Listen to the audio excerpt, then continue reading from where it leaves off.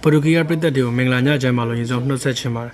ပထမဆုံးပြောချင်တာကကျွန်တော်မနေ့ဖြန်ကြရင်ကမ္ဘာဖလားဆုံးထွက်အဆင့်ကိုစကစားရတော့မှာပါဒါကြောင့်မလို့အုပ်စုအဆင့်၃ပွဲကပြင်ဆင်မှုကတခုဖြစ်ခဲ့လို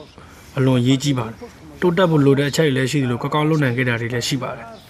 အခုအရေးကြီးဆုံးကကမ္ဘာဖလားမှာကစားခွင့်ရတာပြီးသားကွင်းတွင်းကစားသမား21ယောက်ရှိနေတာကြောင့်အားလုံးကအသင့်ဖြစ်နေတဲ့အချက်ပါပဲကိုလံဘီယာနဲ့ပွဲမှာလည်းဘာလို့စီဗာကအဝါကတ်ထက်ထိမယ်ဆိုရင်ကျွန်တော်ဒီခရိုအေးရှားနဲ့ပွဲကိုလွဲနိုင်တာကြောင့်မို့လို့ကျွန်တော်သူ့အနာပေးခဲ့တာပါ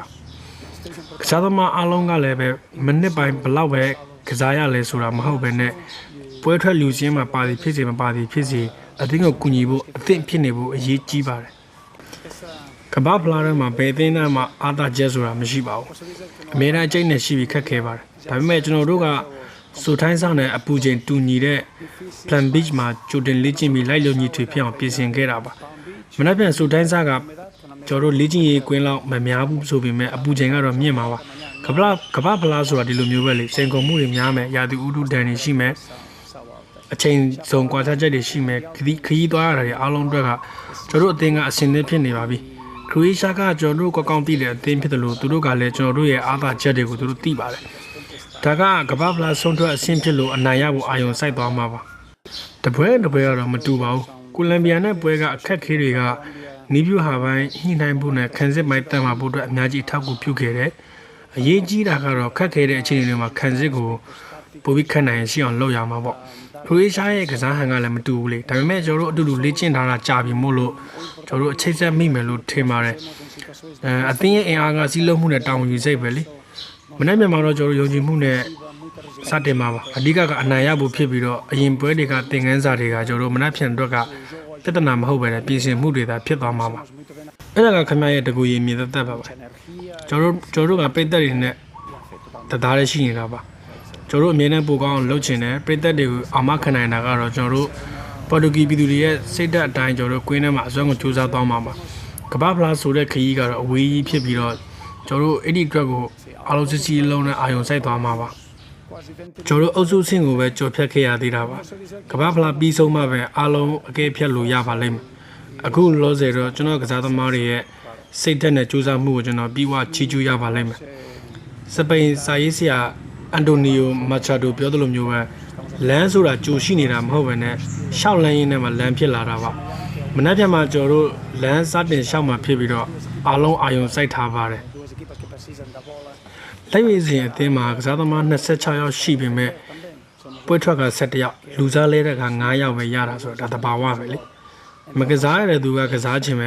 မိနစ်30လောက်ကစားရလို့ကမိနစ်90လောက်ကစားခြင်းပဲဆိုတော့ဒါအားကစားသမားကောင်းတွေရဲ့စိတ်သက်ပဲဒါပေမဲ့ကျွန်တော်တို့အဝတ်လေကန်ကကစားသမားတွေ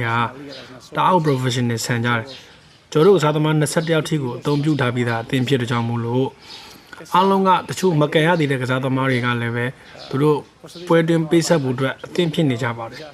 အဲ့ဒီဟာကိုကျွန်တော်တို့ပြောလို့မရဘူးလေသူတို့က professional ဆန်အတွက်ကြောင့်မို့လို့ professional မဆန်ရင်လည်းပဲမရဘူးလေဗျသူတို့နှစ်ယောက်စလုံးကပြည်သူတွေရဲ့ဝေဖန်မှုတွေထပ်မှအမြဲတမ်းရှိနေတဲ့ကစားသမားတွေပါအသက်40နာနီးနေတဲ့မိုဒရစ်ဟာအခုထိအဆင့်မြင့်ကစားပုံတွေကစားနေနိုင်တော့ဖြစ်ပြီးတော့ကျွန်တော်တို့ကပတိန်ကလည်းအတူတူပါပဲ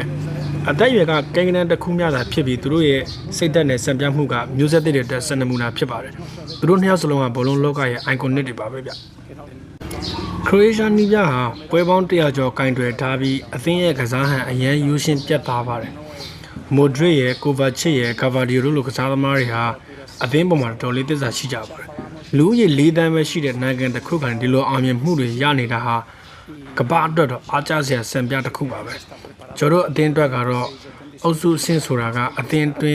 းတိုင်ဆိုင်မှုနဲ့လေးလာသုံးသပ်မှုတွေလုပ်ဖို့ဖြစ်ပြီးတော့အခုကျွန်တော်တို့ဆုံးထွက်အဆင့်ကိုအတွက်အားလုံးအဆင်သင့်ဖြစ်နေကြပါပြီကျွန်တော်တို့ရေပန်းစားတယ်လို့မတတ်မှတ်ပါဘူးကမ္ဘာဖလားရဖို့တဲ့အသင်းတွေမှသာအဲ့လိုမျိုးစိတ်ဓာတ်ပိုင်းဆိုင်ရာခက်မှန်းနိုင်တာပါကျွန်တော်တို့ကတော့နှိမ့်ချစွာနဲ့ပဲမနှက်ဖြန်တဲ့ပွဲမှာကြုံတွေ့ရမယ့်အခက်အခဲတွေကိုရင်ဆိုင်ရမှာပါခရိုအေးရှားနဲ့ကျွန်တော်တို့ကကစားပုံချင်းတူပါတယ်နှစ်သင်းစလုံးကတိုက်စစ်ဆင်ဖို့ဂိုးသွင်းခွင့်တွေဖန်တီးဖို့နဲ့ခံစစ်ကစားဖို့အတွက်ဘောလုံးကင်ထားနိုင်တဲ့အပေါ်မှာမူတည်ပါတယ်ဘောလုံးရှိနေတဲ့အချိန်မှာပိုပြီးအန်တယ်များအတွက်ကြောင့်မလို့ဘယ်သူကဘောလုံးပိုပြီးတော့ထိန်းကစားနိုင်မလဲဆိုတဲ့အချက်ပေါ်မူတည်တာပါ nationally မှာလည်းကျွန်တော်တို့ရင်ဆိုင်ခဲ့မှုတာကြောင့်အပြန်လှန်လှုပ်ဝက်ကြရတော့မရှိပါဘူးသူတပြန်ကိုတပြန်ပေါ့ဗျာ